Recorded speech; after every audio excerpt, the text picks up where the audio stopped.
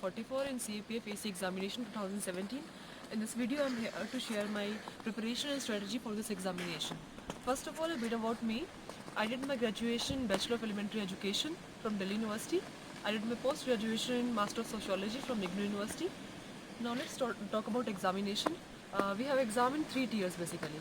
First tier is your preliminary examination, where you have 2 papers. In first paper, we have some 125 questions summing up to some 200 marks. Uh, the main focus here should be polity, geography and history. In history, especially the modern history. When we talk about geography, for geography, I did class 11th NCERT, both fundamentals of physical geography and fundamentals of Indian geography.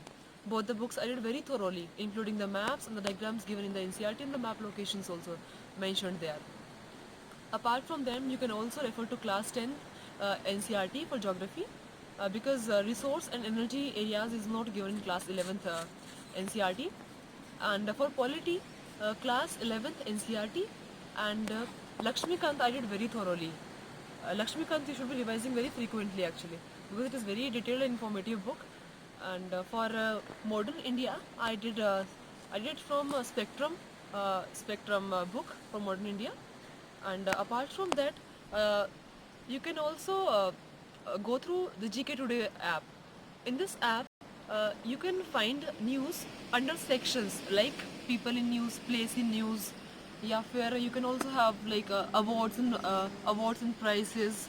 Yeah, banking sectors, environmental news. So if your examine some is in June, so from GK Today app, you can do the section-wise news basically. The place in news, people in news, prices and awards, environment news, defense news especially. You can do it from GK Today app. And current affairs, you should be regularly studying your newspaper.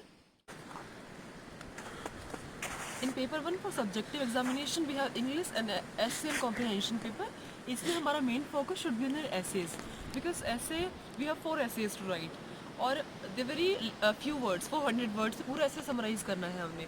So what we have to go through here in the essays, basically we have to look the topic which is given for our essays through various dimensions. Like we can explore the political dimension of the essay, historical dimension, geographical dimension, some international dimension, economic dimensions. So and we don't have to use very radical and fundamental language. We should write very moderately, and also in the end we should summarize whatever we are saying, but with a note where we are looking forward to things.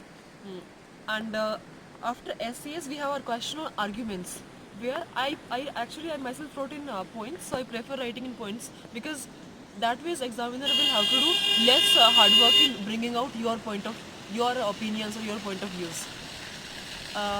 In arguments, you don't have to necessarily write 4 in pros and 4 in cons. It can be 2 or 3 variations can be like that. But what you're writing, you should be underlining the key point. If you can provide some example to substantiate, to validate your point, that you can also give. In arguments also, after you write some 3-4 points, it is very windy here. It is so difficult to shoot actually. In arguments, after you have mentioned the points for the pros and the cons, you can also write a line in the end where you are mentioning the constraint and also giving some suggestion in the end. And after then there is the question of Pressy writing. I would actually request you not to directly copy paste lines from your reading passage that is given in the examination. You should use your own language in writing the Pressy, and it should be, the length should not exceed 1/3 of the passage given in the examination. Apart from that, grammar and a lot of indirect voice change, this type of questions come, so that you can do on your own. Now let's come to the second tier, which is the physical endurance test. For girls, we have 800-meter running in some 4 minutes 45 seconds, and for 100-meter we have to do it in 18 seconds, and we have long jump of 3 meters. We are given 3 chances. So I would request you to start at least a month before your endurance test is there. And if you are supposed to run 800 meters, so you should be doing like 3 kilometers in your practice sessions. And initially don't take too much of strain doing the races in time period. Initially focus on basically on building your stamina. Go for slower pace and try to run for long duration, long period of time. That way you can build your stamina.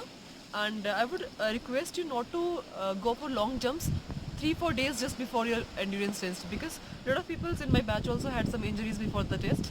And now the next round is a medical test. There you don't have to do anything per se, and the final tier is your interview.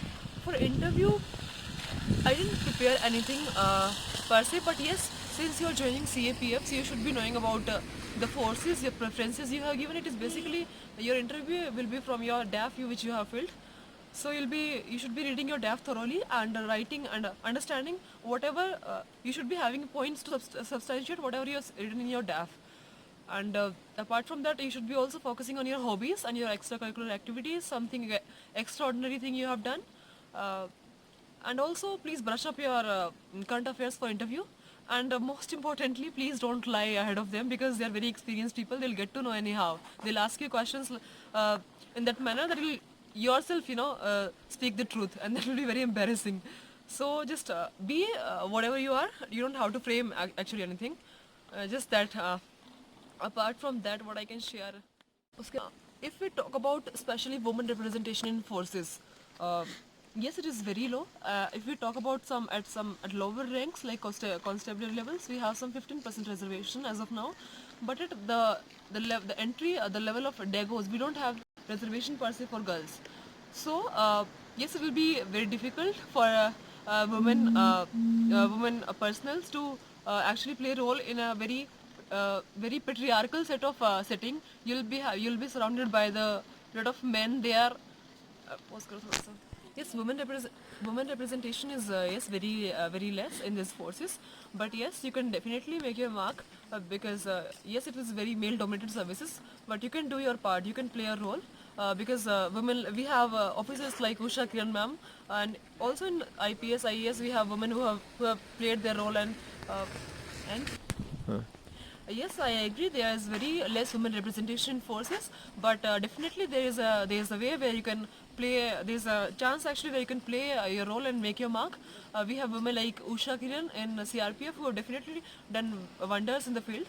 And in forces like IPS, IES also, women have come forward and joined the services and played their role and worked for the betterment of the country. So I welcome you all to join the Central Armed Police Forces. Thank you so much.